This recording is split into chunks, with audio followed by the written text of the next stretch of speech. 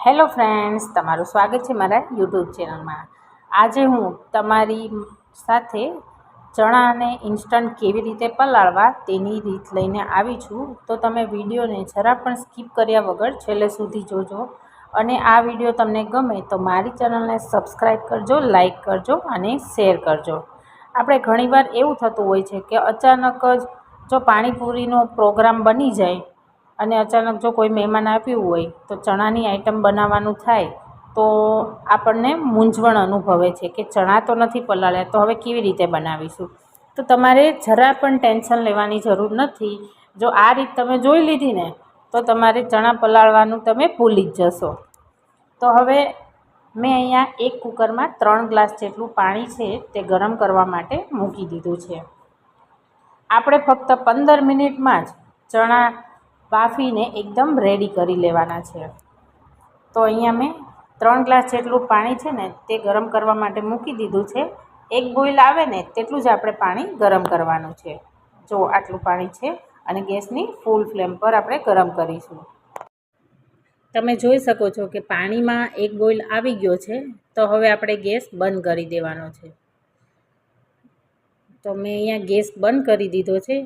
હવે આપણે જે ચણા છે તે મેં એક વાટકી જેટલા લીધા છે, એટલે એક મોટો બાઉલ જેટલા, તેને મેં સારી રીતે ધોઈ લીધા છે અને પછી આપણે આ પાણીમાં એડ કરી દેવાના છે।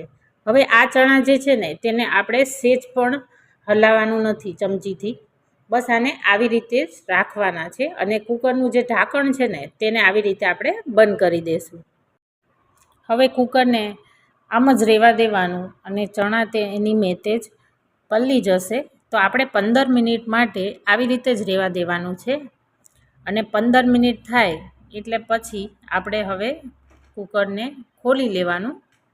તો જોઈ શકો છો કે આ રીતે 15 મિનિટ થઈ ગઈ છે અને કુકર આપણે ખોલી લીધું છે। તો તમે જોઈ શકો છો આ ચણા જે છે ને તે આપણે પલાળ્યા હોય ને તેવા થઈ ગયા છે। જો આ રીતે હવે ચણા તો આપણે પલળી ગયા છે, તો એમાં મીઠું એડ કરીને કુકરનું ઢાંકણ મેં બંધ કરી દીધું છે અને ગેસની આપણે ફૂલ ફ્લેમ પર લગભગ 8 વિસલ જેવું કરી લઈશું। આપણે ઇન્સ્ટન્ટ બનાવી રહ્યા છીએ એટલે આપણે 3-4 વિસલ વધારે કરવી પડશે, તો જ ચણા પ્રોપર બફાશે।